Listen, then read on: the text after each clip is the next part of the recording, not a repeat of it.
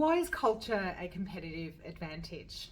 What I want to share with you in this video is just some of the key things that make culture matter as much as it does for your organization. You can go and look at other videos where we talk about how to actually create the culture. We have e-learning programs as well where we take you through the whole process of designing your culture as a starting point, deciding what is the culture that I actually need and want in order for my organization to be at its best. And then to understand what are the deliberate steps that you as a leader can take to make that happen. What I want to share with you here, as I said before, is those key reasons why it matters. So you might be somebody that needs to now go convince others to make this important, put this on our agenda of things that we need to consistently focus on, work on, and obviously be disciplined around taking those necessary actions. So the first thing I want you to appreciate is that there is endless research these days that demonstrates that there is a very strong link between the culture of your organisation and ultimately the standards of performance that you're likely to achieve. So Harvard Business Review a number of years ago, as one example, did a study that looked at this, and what they found is that businesses that have a strong culture generate 4 times on average the revenue of businesses that have a weak culture. So what do we mean by a strong culture versus a weak culture? A strong culture is one where the dominant mindsets and behaviours that you're consistently getting from your team are aligned with what you need to achieve business success or to achieve what you're trying to do. So let me give you an example. If you're a business that has strong growth objectives, so you're trying to expand into new markets or you're trying to increase your client base, whatever it is, if growth is at the heart of what you're trying to achieve, then what you need is people within your team who are aligned with that. So they're looking for opportunities for growth. They are adopting mindsets that allow them to respond to those opportunities, to seize those opportunities. You know, growing businesses typically don't have everything that they need in place before they grow. Often they're growing and having to mature and evolve and adapt and respond as they go in order to accommodate that growth and ultimately to realise those growth objectives. So you might also be a business that needs to increase the standard at which you're delivering. So you might say, at this point in time, we want to go to a whole other level from a quality perspective. So again, what you need is mindsets and behaviours that are aligned with achieving those objectives. So regardless of what your business vision or strategy is, the thing that's ultimately going to allow you to achieve that, obviously you need capability within your organisation, you need knowledge, you need skill, you need experience. But to tap into that capability, you need those mindsets and behaviours. So the first reason it matters is because it undoubtedly drives business performance. Next reason that culture matters is that it is a key driver of your ability to keep the people in your business that you want to keep.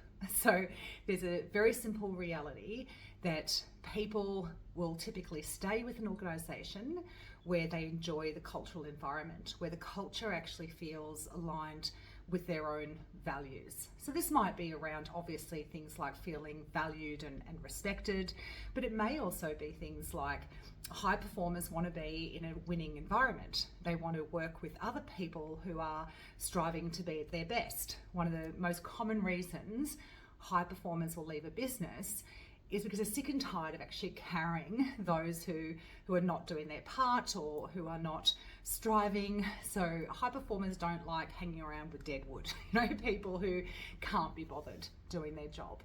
So again, if we want to keep our best people, again, we need to be thinking about what's the environment that's most likely to cause that to happen. And then of course, the other part of it is the ability to attract talent. So again, if we think about the best of the best in your industry, what kind of environment do they want to be a part of?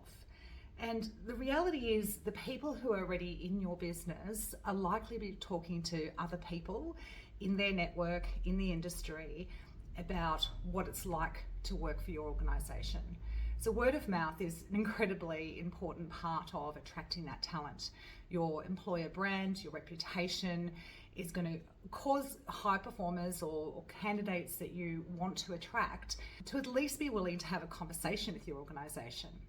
Critical reason to have a great culture is that you can attract the best people, and then ultimately so you can keep those people with your organisation over the longer term. Another really important reason to focus on your culture is to influence people to be innovative, to have agility. So again, if you as an organisation want to keep evolving, you want to keep getting better at what you do, you want to start competing more effectively with other players in your market, if you want to come up with great ideas that give you that competitive advantage, all of that is going to come from how are people thinking. So are people in your organisation thinking outside of squares, challenging the status quo? They're looking for new and better ways of working and ultimately achieving your goals. Again, if that's important to you, which in my experience it's important in most business environments, then again, we need to seriously think about what are the steps that we can take to ensure that we have people in our business who are thinking like that. And then in many ways, the ultimate reason to work on the culture of your organisation is to drive your customer experience. So the reason I say it's probably the ultimate reason is, if we have great client experience, our clients are loyal, they prefer to work with our organisation, clearly that's going to lead to revenue outcomes, clearly that's going to lead to higher profitability, etc. Actually, I'm going to challenge my own comment there. It's not necessarily going to drive profitability. There are other cultural factors that are going to drive that. But certainly, having a great customer experience is going to help us to build a stronger, more viable organisation over time, obviously. So every opportunity your clients have to interact with your organisations, every touch point is going to be influenced by the culture of your organisation. So when they phone a member of your team, when they send off an email, when they receive a package or a service or an outcome from your organisation, how do they experience that? So, even if it is an email, the way in which that is articulated, how quickly it is received, all of those moments will impact a client's perception of your organisation. So let's sum this up. Perhaps we will reverse the order. Why does culture matter to your organisation? It matters to building that great customer experience and therefore loyalty. It matters in terms of your ability to be innovative and agile as an organisation, think outside of squares, do new and improved things. It matters to attract great talent to your organisation because you have a reputation for being the kind of place that people want to work. It matters to retain your people, to keep them with you, and to inspire them to build careers with your organisation as opposed to just turning up to do a job. And it matters, again, as I said right at the start of this, to drive performance. So if you want that 4 times average of revenue compared to your competitor, then my strong advice is to invest in your culture.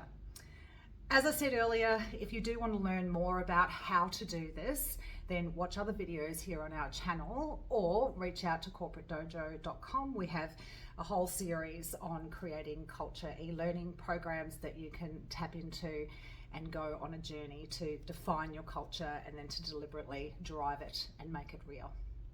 So thanks for joining me again for this video. If you've taken some value, please press that like button and follow us here for more content.